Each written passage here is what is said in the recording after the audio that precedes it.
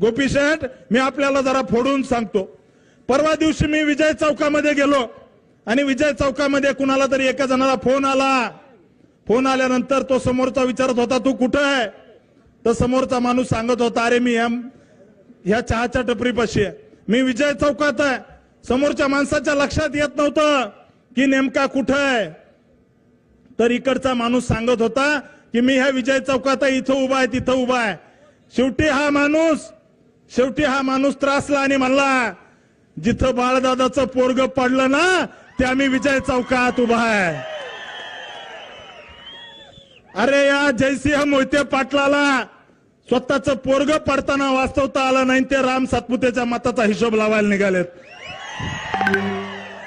अकलूजच्या विजय चौकात ज्यांचं पोरग ग्रामपंचायतला पडलं, त्यांनी बारामती सातारा लोकसभेच्या गप्पा मारायच्या नाही, हे मी या ठिकाणी सांगतो.